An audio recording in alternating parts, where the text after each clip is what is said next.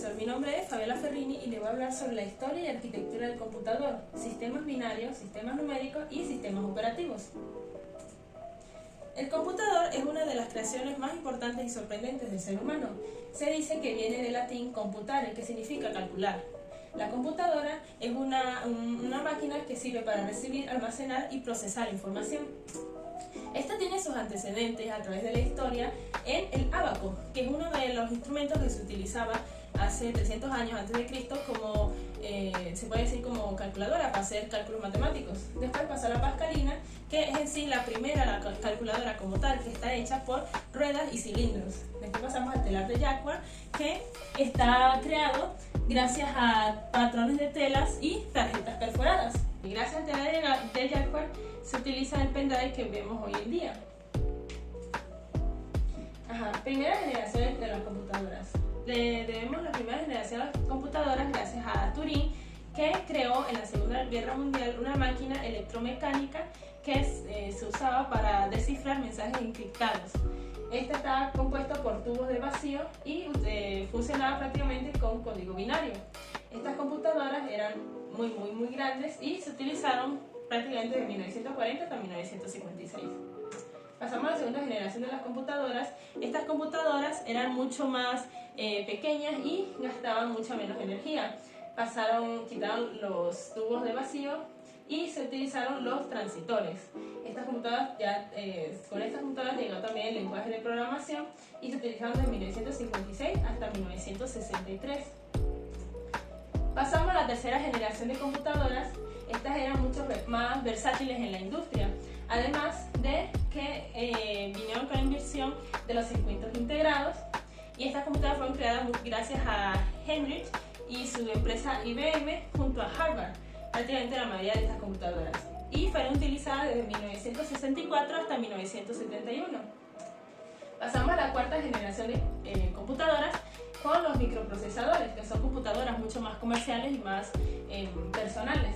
Estas se utilizan desde 1971 hasta el presente. Pasamos a la quinta generación de computadoras, que son computadoras mucho más versátiles y portátiles, además de que abrieron sus puertas a distintos, tipos de computadoras, como los teléfonos, los laptops, las tablets, los smartphones, en computadoras mucho más pequeñas, se podrían decir, y más fáciles de utilizar, y con nuevos protocolos de interconexión. Después, a la sexta generación de computadoras, de esta generación se sabe muy poco, pero se dice que se está estudiando la inteligencia artificial, además de la computación cuántica, y que esta promete mucho para el futuro. Se dice que hasta se van a utilizar las computadoras o se van a colocar en nuestros cuerpos prácticamente. Sistemas numéricos. Los sistemas numéricos son un conjunto de símbolos y reglas para la representación de datos. Los sistemas numéricos, que son binario, octal, decimal y hexadecimal. El sistema numérico más importante es el sistema numérico binario, que está compuesto prácticamente por ceros y unos. Estos son usados para la representación de textos y procesadores de instrucción. Por ejemplo, el cifrado de información confidencial, y un ejemplo de un sistema numérico se puede decir que es el 1001, que es un sistema binario de 4 bits.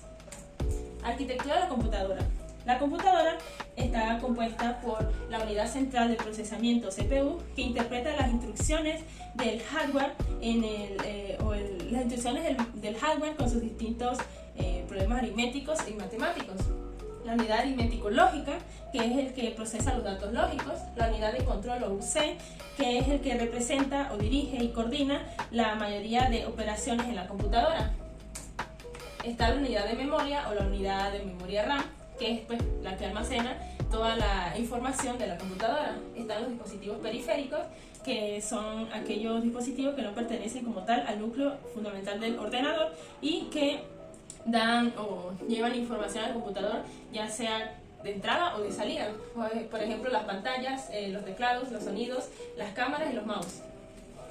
Sistemas operativos. Los sistemas operativos son una de las partes más importantes del computador. Está el sistema operativo, el sistema operativo es el software que coordina y dirige todos los servicios y aplicaciones.